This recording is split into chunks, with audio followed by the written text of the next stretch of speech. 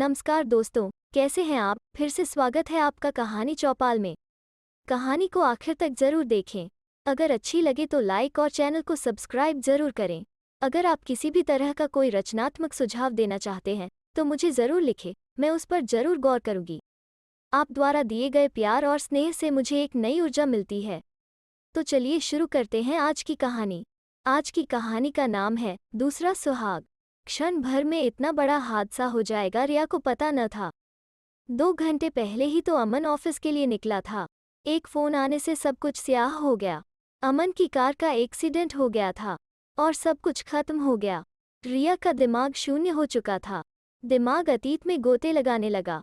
दफ्तर से आते ही अमन यह रजिस्टर लेकर बैठ जाता था। कई बार रिया उसके इस काम से ऊबकर फटकार भी दिया करती थी। अमन बोलता, ये सब तो भविष्य के लिए है, मेरे लिए, तेरे लिए और इस छोटे अक्षय के लिए।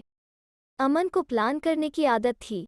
बड़ी प्लानिंग, छोटी प्लानिंग और रोजमर्रा की प्लानिंग, यानी प्लान करना ही उसकी जिंदगी थी। वो कहा भी करता था, रिया, बिना प्लानिंग की जिंदगी कुछ भी नहीं है। जितने दिन जियो अपने अनुसार जियो। यह जिंदगी बहुत छोटी होती है और कामों की श्रृंखला बहुत लंबी होती है। अपने सोचे हुए काम अगर पूरे नहीं हुए तो मन में मलाल रह जाता है। इसलिए कामों को चुनना है, जितने ज़रूरी लगे उतने ही पूरा करने की कोशिश करो। बाकी छोड़ो, वे तुम्हारे नहीं हैं, वे बस मोह हैं। इस मोह को त्यागना है। सचमुच तुमने मोह त्याग दिया अमन, अनायास रिया के मुख से निकला। तुमने प्लान किया मुझे अकेली छोड़ने का। ऐसा स्वार्थी तुम्हारा प्लान निकला। रिया के मम्मी पापा ने उसे समझाया, बेटी, जो होना था वो हो गया। हिम्मत से काम लो, उठो, अपने को सहज बनाओ। अब तुम्हें अक्षय के बारे में भी सोचना है। उसकी आंखों से फिर आंसू टपकने लगे। कुछ देर के लिए वो अतीत में पहुंच गई। अमन बार बार कहा करता था, यह क्या तुम घर की चीजों की उठापटक में लगी रहती हो? क्या तुम्हें और कोई काम नहीं? क्यों नहीं तुम अपनी पढ़ाई फिर से शुरू करती हो? मैं इस बार तुम्हारे नए कोर्स की सारी किताबें ला देता हूँ। अमन फिर किताबें नहीं ला पाया और रिया की पढ़ाई अधूरी ही रह गई। वो MBA नहीं कर पाई। अब तो और भी कुछ करने का उसका मन नहीं करता। अक्षय को स्कूल पहुंचाने का काम आया कर देती है। अक्षय स्कूल से आता है तो कुछ देर के लिए उसके साथ उसका मन बहल जाता, लेकिन अक्षय के बार बार पूछने पर कि उसके पापा कब तक आएंगे, वो कुछ भी जवाब नहीं दे पाती। चल बेटी, यहाँ से अब चल। क्या करेगी यहाँ रहकर अब अकेली? अमन की बीमा और भविष्य निधि आदि का सेटलमेंट तो घर से भी किया जा सकता है। वो मुझ पर छोड़ दे, मैं भोपाल से ही ये सब काम कर लूँगा। पापा ने उसे साथ ले जाने की जिद की थी। रिया ने उनकी बातों का कोई जवाब नहीं दिया था। वो सोच रही थी कि कितने दिन माँ और पापा अपने साथ उसको रख पाएंगे। 5 वर्ष, 10 वर्ष, फिर उसके बाद घर में 2 छोटे भाई हैं। माना वे उसको बेहद प्यार करते हैं। भाइयों की शादियां होंगी, एक विधवा नंद को भाभियां क्या सहज रूप में स्वीकार कर लेंगी? उसको उन लोगों के भरोसे ही तो जीना पड़ेगा। माँ ने भी उसको बहुत समझाया था कि तुम्हारे पापा ठीक ही कहते हैं बेटी। माँ कहने को तो कह गई, लेकिन वे खुद इस बात को समझती हैं कि उनके कथन में जरा भी सच्चाई नहीं है। कोई भी माँ अपनी बेटी को जिंदगी भर नहीं पाल सकती। उसकी ममता, उसका प्यार उसकी थोड़ी सी जिंदगी तक ही सीमित है। अपना भार बेटों या बहुओं पर नहीं थोपा जा सकता। उसने माँ को जवाब दिया था, तुम पापा को समझा दो माँ कि वे मेरे लिए अधिक चिंता न करें। मैं अपना दुख सहन करना सीख लूंगी, माँ। रिया का जवाब सुनकर माँ की आंखें छलछला उठी थीं। फिर उन्होंने रिया से साथ चलने को नहीं कहा। अब रिया खुद को घर के काम में व्यस्त रखने लगी। आज अक्षय को स्कूल भेजने के बाद वो बेडरूम में आई तो उसकी नज़र अमन की कंपनी के प्रबंध निदेशक द्वारा भेजे गए उस लिफाफे पर पड़ी जो एक दिन पहले ही उसे मिला था। लिफाफा खोलकर उसने पत्र निकाला और पढ़ने लगी। प्रबंध निदेशक ने लिखा था, अमन के असमय निधन से कंपनी के हम सभी लोग दुख से स्तब्ध रह गए हैं। आप पर क्या गुजरती होगी, इसे हम अच्छी तरह समझते हैं। हम आपसे अनुरोध करते हैं कि अमन की जगह लेकर आप कंपनी की सेवा में आ जाएं। आपका समय भी कट जाएगा और हमें खुशी होगी कि हम अपने पूर्व कर्मचारी के परिवार के लिए कुछ कर सके। रिया कुछ क्षण सोचती रही और फिर उसने फैसला ले लिया कि वो नौकरी ज़रूर ज्वाइन करेगी। बिना देर किए उसने सूटकेस से साड़ी निकाली और ड्रेसिंग टेबल के सामने आकर खड़ी हो गई। अमन का दफ्तर वाला बैग उसने अपने हाथ में उठाया और माँ को कहा, माँ, पापा से कह देना मैं उनके साथ नहीं जा सकती। मैंने अपना रास्ता चुन लिया है। मैं अमन की कंपनी ज्वाइन कर रही हूँ। शाम को रिया जैसे ही अपने दफ्तर से लौट कर आई, माँ ने उसे अपने पास बैठा लिया।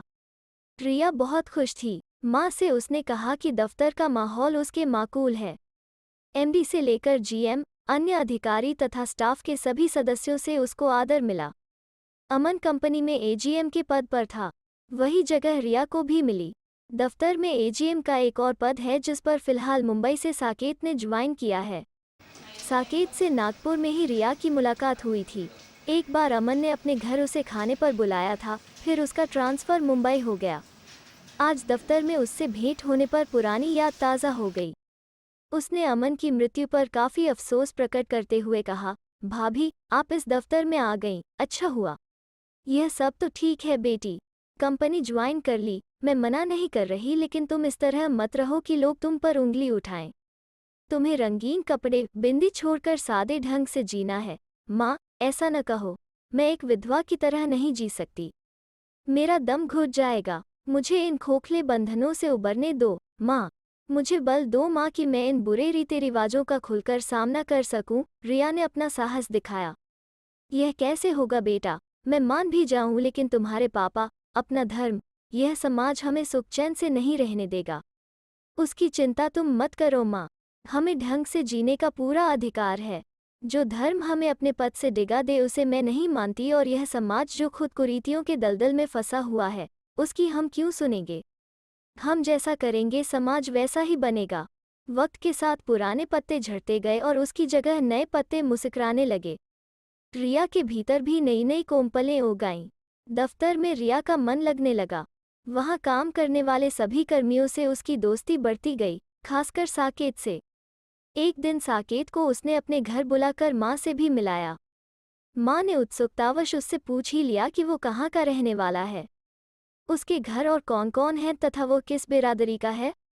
साकेत ने स्पष्ट शब्दों में माँ को बता दिया था कि वो मध्य प्रदेश के आदिवासी हिंदू परिवार से है। उसके घर में माता पिता और शादीशुदा 2 बहनें हैं। फिर एक दिन साकेत ने रिया के सामने शादी का प्रस्ताव रख ही दिया। इस पर रिया ने कहा, मेरे साथ मेरा 5 वर्ष का बेटा अक्षय भी है, क्या तुम उसे स्वीकार करोगे। ऐसा क्यों बोलती हो, अक्षय तुम्हारा बेटा है तो वो मेरा भी बेटा है।